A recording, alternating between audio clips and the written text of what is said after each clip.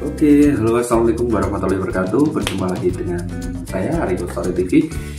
Oke, kawan-kawan semua, di kesempatan kali ini masih berkisah di cara ternak burung kenari. Buat kawan-kawan semua, saya ucapkan terima kasih atas atensinya, dukungannya kepada saya. Tentunya alhamdulillah rezeki lancar terus, dan saya doakan buat kawan-kawanku semua semoga dimudahkan rezekinya, dipermudah urusannya, tentunya diberikan kesehatan selalu. Oke, kawan-kawan semua, setelah proses pemilihan induk kenari, baik jantan maupun betina, proses penjodohan, proses perkawinan, proses pengengkraman, tentunya yang terakhir adalah proses penetasan burung kenari sampai pembesaran burung kenari. Oke, kawan-kawan semua, saya di kesempatan kali ini ingin menjelaskan bagaimana cara penanganan yaitu di mana burung kenari yaitu sudah menetas dan proses pembesaran burung kenari. Oke, tentunya dalam proses penetasan ini sudah saya jelaskan kemarin siklusnya, yaitu dalam pengengkraman selama 14 hari, dimana dalam proses 14 hari pengengkraman itu otomatis kalau sudah melewati itu telur kenari akan menetas. Ya, oke kawan-kawanku semua, dalam proses penetasan ini tidak serta-merta misalkan dalam satu burung itu dia mengengkram 4 telur langsung menetas semua. Alhamdulillah, jadi sebenarnya boleh-boleh saja, sah-sah saja ya teman-temanku, tapi biasanya akan satu persatu atau berkesinambungan dari telur satu sampai telur yang terakhir, karena dalam proses burung kenari bertelur itu tidak langsung ya, mungkin satu hari satu bertelur satu, kemudian hari selanjutnya sampai telur 4 atau telur 3 atau telur 5 boleh juga sih, tidak masalah selama indukan kenari itu bisa menghasilkan telur.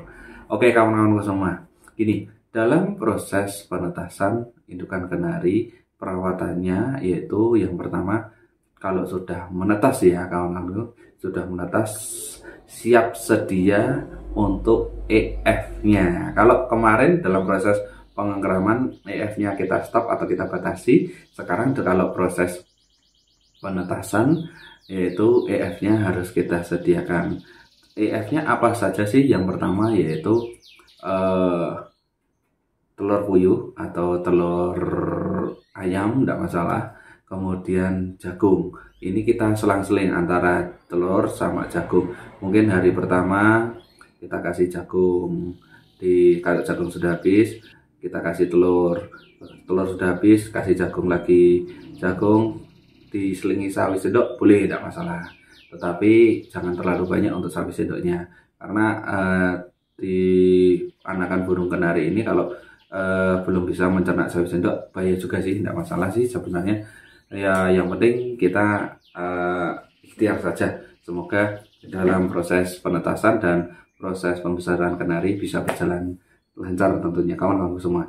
Oke, setelah mempersiapkan EF yaitu untuk jagung sama telur puyuh, tentunya pakan tetap menggunakan pakan kalau teman-temanku memakai pakan racikan saya, alhamdulillah racikan saya bisa bermanfaat buat ternakan di tempat teman-temanku semua. Ya, itu kita kasih pakan seperti biasa, kemudian makan minumnya juga kita atur juga, jangan terlalu banyak, jangan terlalu sedikit, sedang-sedang saja kita cek terus untuk minumnya, karena takutnya buat mandi burungnya nanti naik ke sarang untuk melanjutkan proses penetasan, nanti malah terganggu gitu kawan-kawan. Jadi kita langkah pertama mempersiapkan yaitu EF-nya antara jagung sama telur kita selang-seling.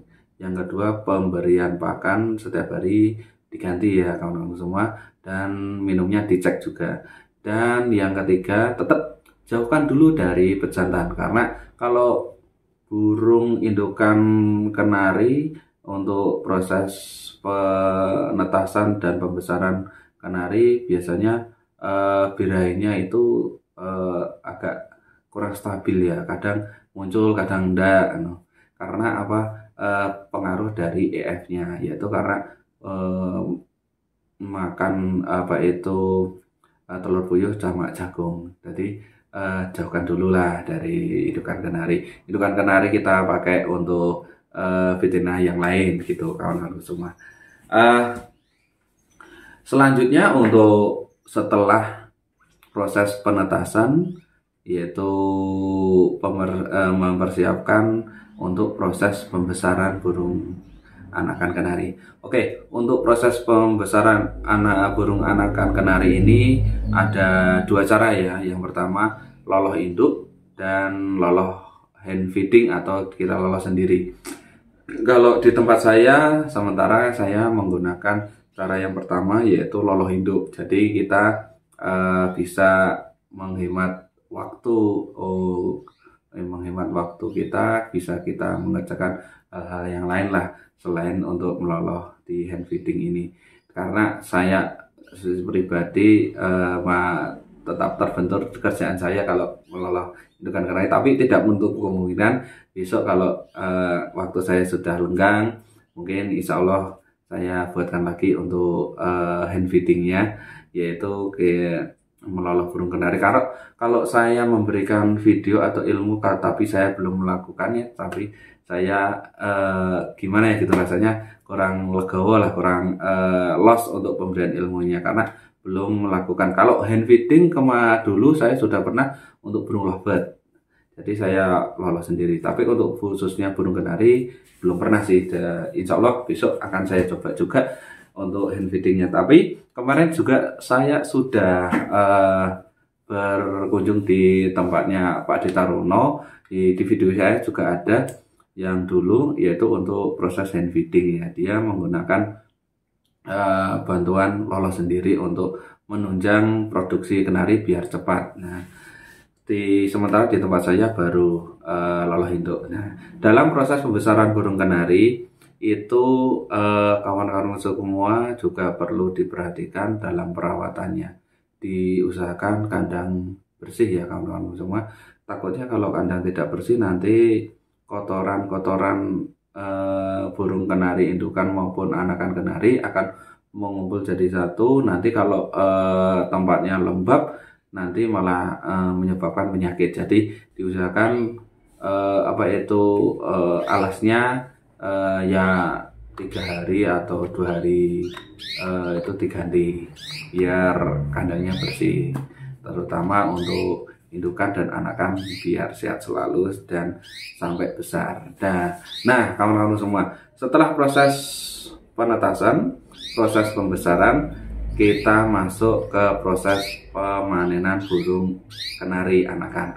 Dan untuk proses pemanenan burung kenari anakan ini akan saya jelaskan di video saya selanjutnya kawan-kawan semua, karena tahapan-tahapan dalam ternak burung kenari ini akan saya jelaskan secara detail ya, dan sudah saya alami. Jadi kawan-kawan semua biar semangat dalam breeding atau ternak kenari. Bagi teman-temanku yang mau mulai berternak kenari biar lebih terinspirasi lagi, mohon maaf bukannya saya tetapi kita di sini belajar bersama-sama bareng-bareng ya kawan-kawan semua.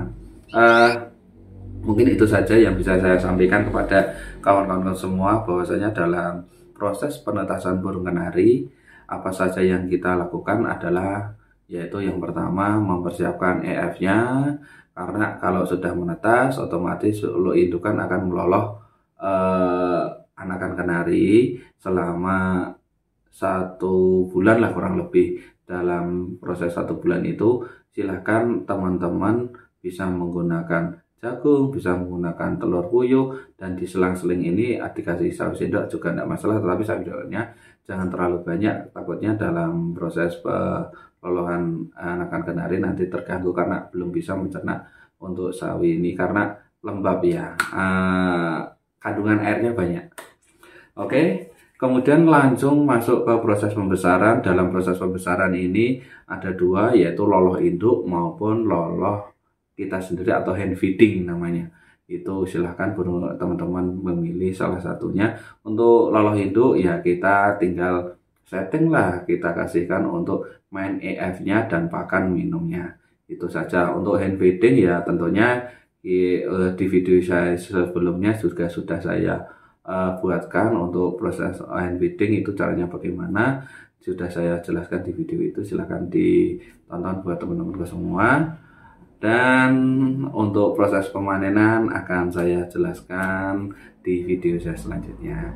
Oke kawan-kawanku semua, mohon maaf kalau apabila terlalu banyak bicara, tetapi ya memang seperti inilah dalam proses transfer ilmu, transfer pengalaman buat kawan-kawanku semua, biar jelas, biar gamblang. Mohon maaf bagi teman-temanku semua apabila saya terlalu banyak omong, karena ya memang seperti ini dalam proses pemberian ilmu atau penularan ilmu yang saya peroleh untuk kawan-kawan semua. Tetap semangat kawan-kawan semua. Salam lestari, dadah. Sampai jumpa di video selanjutnya.